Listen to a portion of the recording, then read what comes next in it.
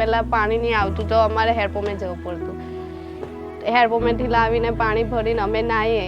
પહેલાં તો પાણીની તકલીફ હતી એટલે 2 ટાઈમ અમારે નાહવામાં વિચારવું પડતું કે અમારી પાસે પાણી નહીં, અમારે હેડપંપે જવું પડશે.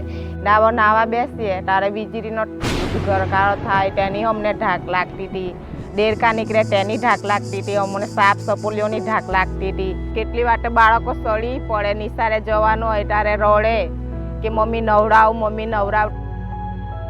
કાચું બાથરૂમ અમારું ખુલ્લામાં અમે નાતી લાવ્યા. એવું કે સાડી છે, પતરા હોય તો પતરા, પાટિયા હોય તો પાટિયા બનાવીને અમે નાતેલા. પહેલાં પાણી ખુલ્લામાં જાય એટલે ગંદકી તો થવાની.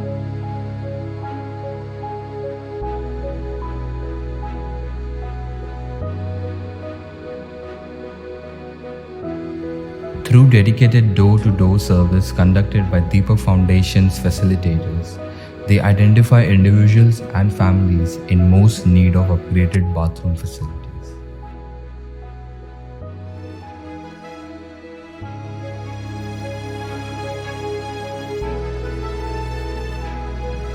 Kohler Company and Deepak Foundation partner for educational street play in Jagadia village, Gujarat. The play, performed with fun and flair, tackle crucial topics of hygiene and sanitation. Through entertaining skits and relatable characters, villagers learned essential practices to keep themselves and their families healthy. This creative initiative by Kohler Company and Deepak Foundation serves as a model for promoting public health awareness in rural communities.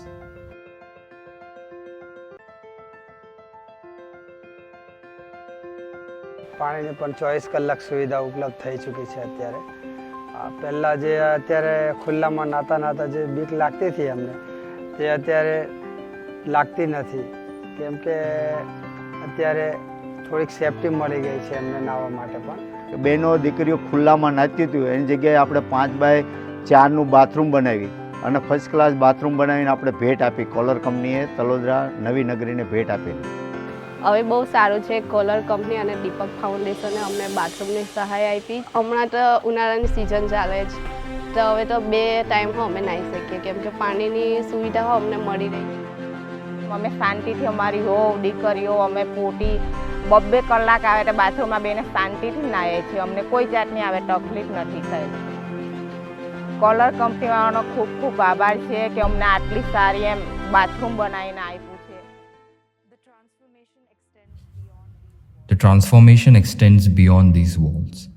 With this Kohler Company bathroom, Talodra community is taking a step forward, embracing a future filled with dignity, hygiene, and well-being.